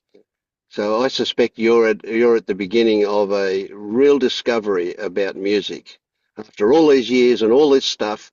And it's really good that all this stuff has been there in the past, because without it, you would never get to the depth of it that you're close to now.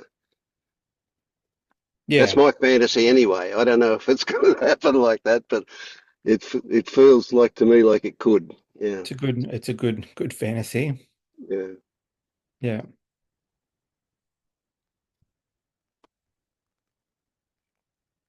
yeah. And every time you catch yourself smiling, you'll know you're there. Mm, yeah. It'll be really interesting to hear how it goes for you over the next week or two. Yeah. Yeah, thanks, Vince. Well, you're very, very welcome. Thank you.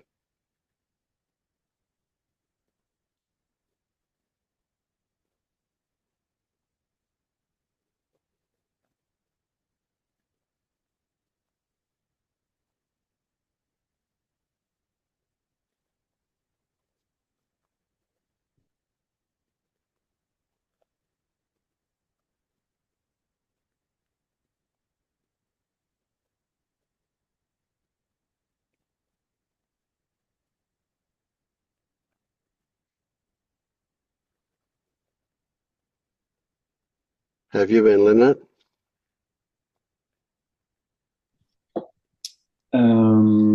Well, actually, um, yeah, I'm observing those waves from not a lot of things happening into having interesting insights.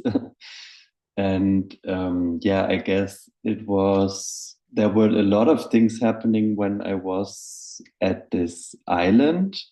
And then I came back from the holidays and it was just like everyday life. And I felt quite calm, but there were several things that were just not very pleasant.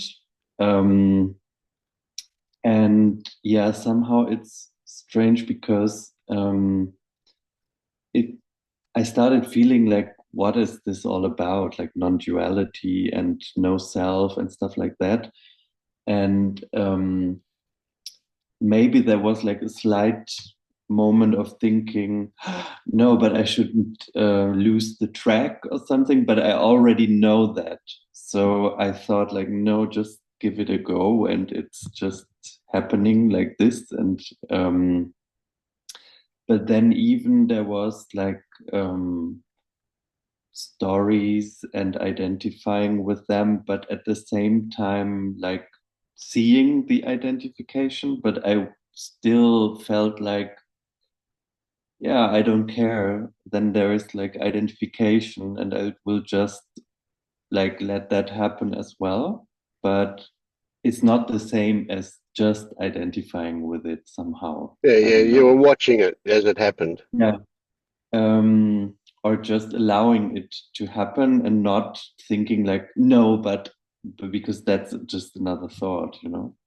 I Hmm. mean, I think most of us know those moments very well. Um, but yeah, maybe I thought sometimes, but am I being negligent or something? Because yeah, even there were some or a lot of moments where I was really uh, diverting, like because there were some fantasies that were very attractive, and I just enjoyed myself having them, still Yeah, knowing that they're fantasies. yeah, But yeah. now somehow those stories have stopped again, and it really feels like total clearness. But that's like really nice to experience somehow, because I thought it was like the first time that I noticed, yeah, just you don't have to do anything, it will just change Yeah. like this. And it's, yeah. Excellent. Yes, yes, yes. So Um, good value to see those things happening, mm, not good value to criticize what comes up. yeah. So when you say, you know, you're being negligent, you know, you go, oh, piss off, you know, stupid story, Mm, negligent, you know. yeah. See, you were seeing it happening when it was happening, and you were Mm, allowing it. Well, so you can't even say you were allowing it. You know, mm, somehow conditions meant that it continued, but you continued to see it as well. yeah, I That's knew good that I value. didn't have any control, so Yeah. If you just stopped it any which mm, way, then you miss the value of it. By mm, allowing it to happen, you get a chance to see what's going on. yeah. And yeah, some things, for I mean, talking about those fantasies, for example, I know it's just a habit of my mind, and Hmm. I mean, it won't just stop just like this because No. it has been going on for so many years. So, And why um, would you want to stop it? If it's an enjoyable thing, it's as good as watching a movie, isn't it? Is it any different to watching a movie? It's just a movie in your head. So nothing wrong yeah, with it. You're not yeah. believing it. You recognize it as a fantasy. So No, you, I'm not. Yeah. The thing is that sometimes I'm tricked into this. Yeah, I mean, yeah, okay, okay, we are living in a dual reality in a way, because we have to work and I have to see that there's a difference between me and that car on the street, you know? So, yeah, yeah, sure, yeah, mm, and I do have to plan things, for example, for yeah, work, and that yeah, kind of, I need to use my imagination or my yeah, fantasy to, yeah, absolutely, yes, yes, to anticipate things, for yeah, example. So, for example, those fantasies of moving to the Azores, for example, yeah. it's not something, I mean, I could do that. It's not that it's, I mean, but at the moment where I'm having those fantasies, it's totally clear that that's a movie. And And one more thing, it's yeah, it's a movie that is achieving something for you.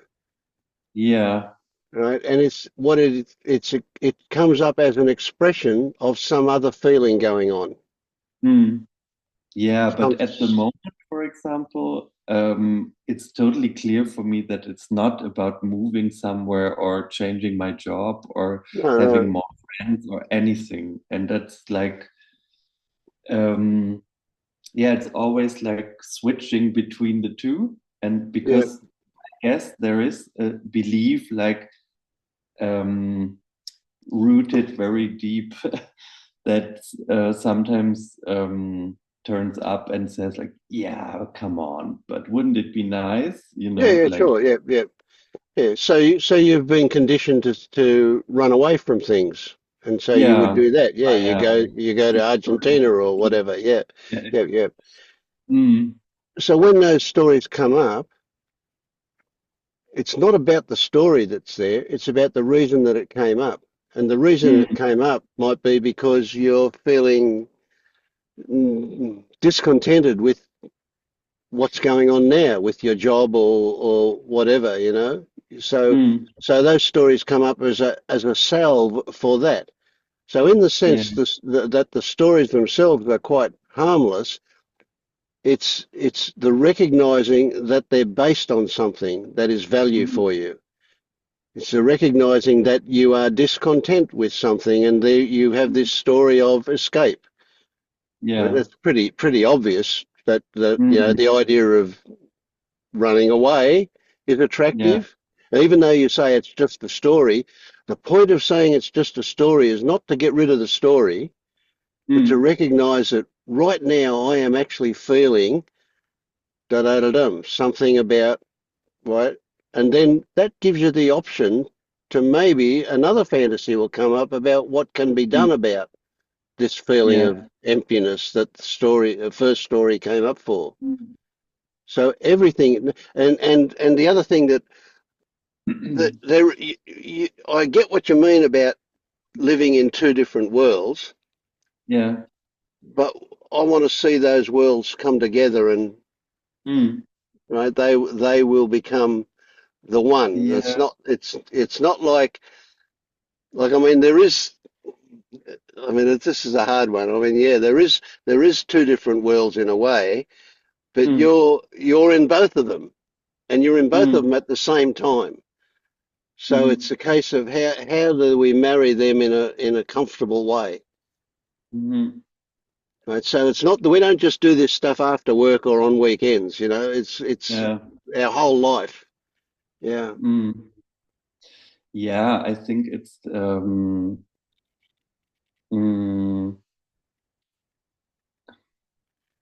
I'm so used to living in a fantasy world since I was a teenager. Like from, yeah, it's the same story, being the outsider and always spending weekends alone. And then, yeah. Yep. And so fine. I mean, as I say, Mm, those fantasies are as good as watching a movie, you know. And when we yeah. watch a movie, when we turn on Netflix or go to the movies or whatever, we suspend our disbelief. Right? Mm, So instead of saying, "Oh, that can't happen," we go with it because of yeah. the I think pleasantness of the story. the Right? But at the fantasy of same time, there's a moving, part of us that always knows this is a movie.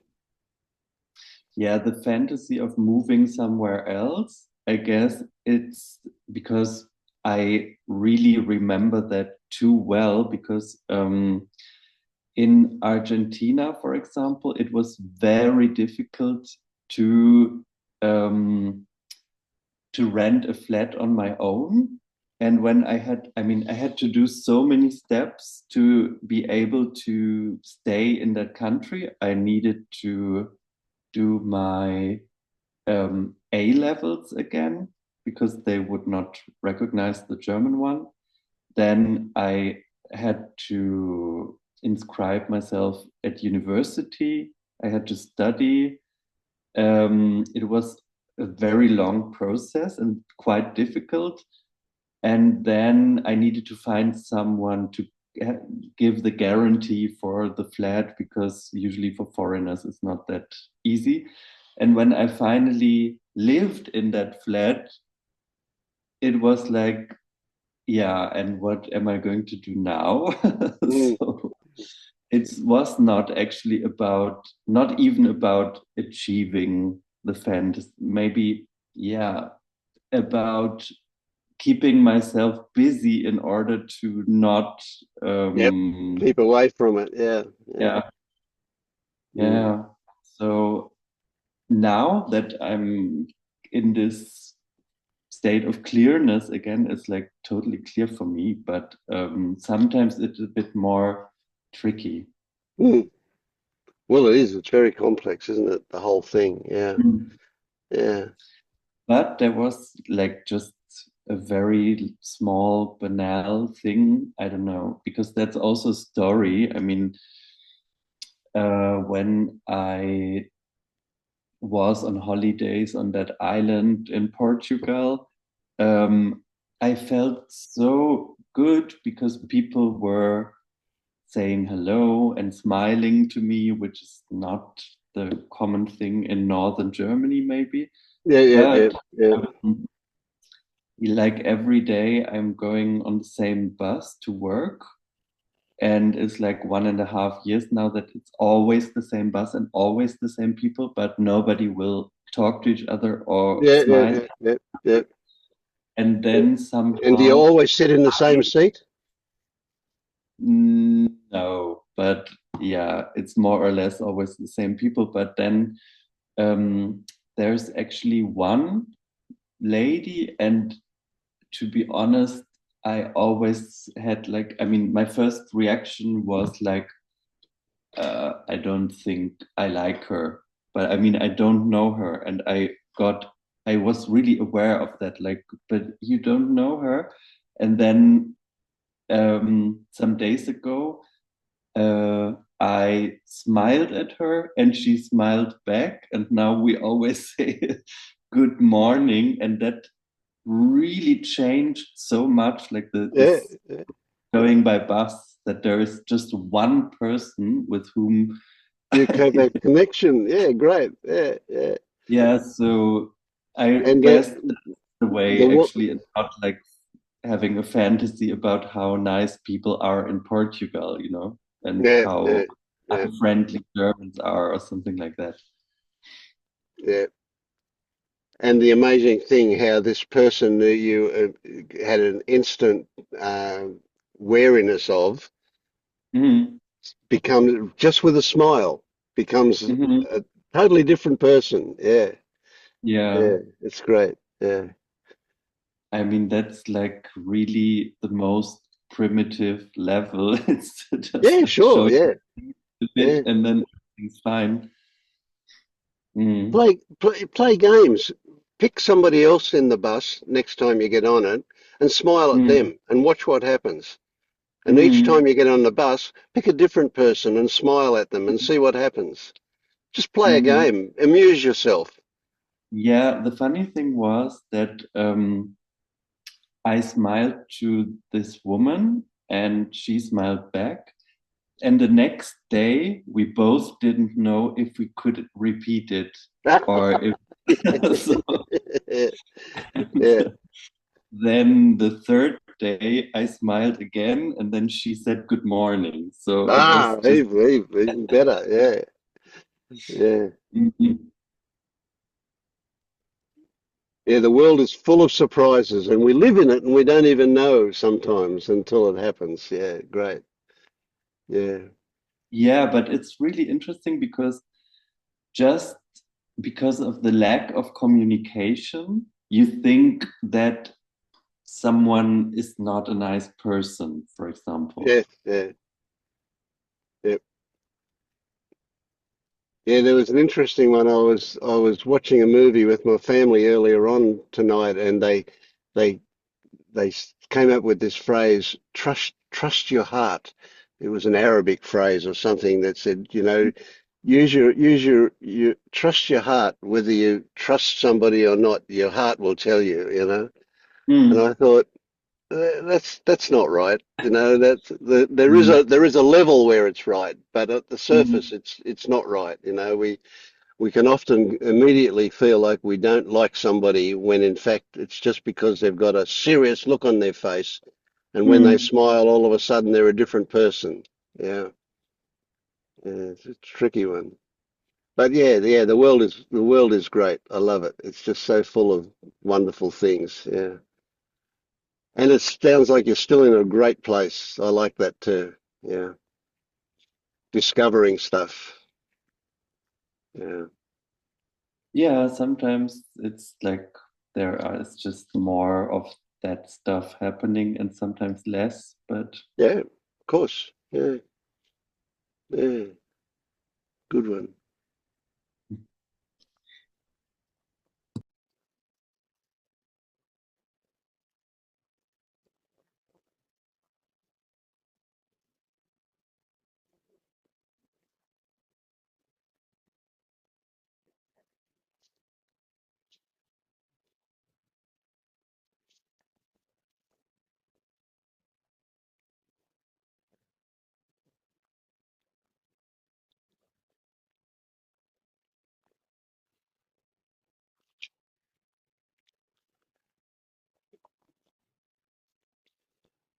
Well,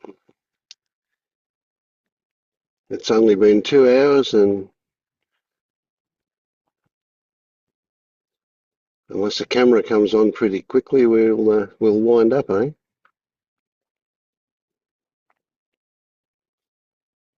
And that's not going to happen. So, all right.